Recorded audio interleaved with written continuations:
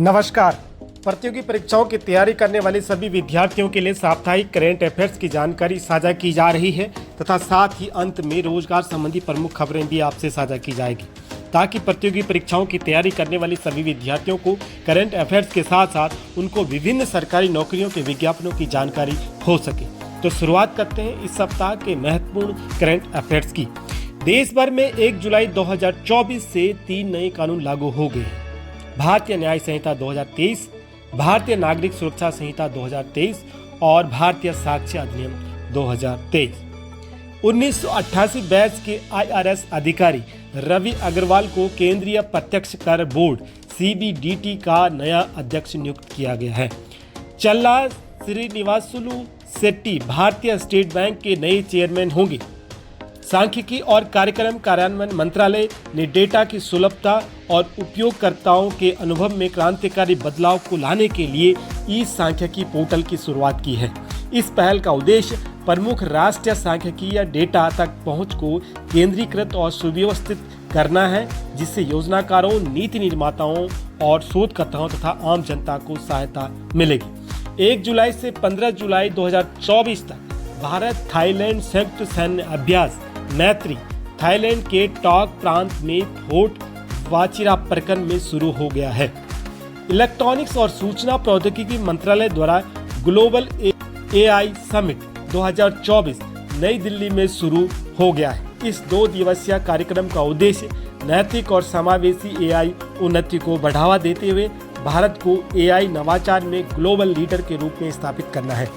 प्रमुख sports brand Puma India ने 2 नए ब्रांड एम्बेसडर रियान पराग और नीतीश कुमार रेड्डी की घोषणा की है।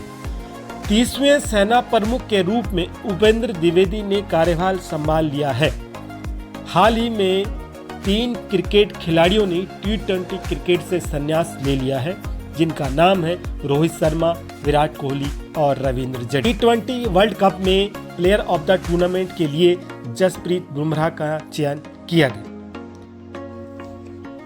भारत के सबसे चुनौतीपूर्ण क्षेत्रों में विकास में तेजी लाने के लिए एक महत्वपूर्ण कदम के रूप में नीति आयोग ने 4 जुलाई 2024 को संपूर्णता अभियान का शुभारंभ किया। इस महत्वाकांक्षी 3 महीने के अभियान का लक्ष्य 112 आकांक्षी जिलों और 500 आकांक्षी ब्लॉकों में प्रमुख संकेतकों में सैचुरेशन प्राप्त करना है। भारत में 21 से 31 जुलाई 2024 तक यूनेस्को विश्व धरोहर समिति के 46वें सत्र की मेजबानी होने जा रही है। यह सम्मेलन नई दिल्ली के भारत मंडपम में होगा। पी गीता को पहला के सरस्वती अम्मा पुरस्कार दिया गया। यह पुरस्कार केरल सरकार द्वारा दिया जाता है। कीर स्टारमर ब्रिटेन के अगले प्रधानमंत्री होंगे। SCO यानी संघाई सहयोग संगठन के राष्ट्राध्यक्षों की परिषद की 24वीं बैठक 4 जुलाई 2024 को कजाकिस्तान के अस्ताना में संपन्न हुई।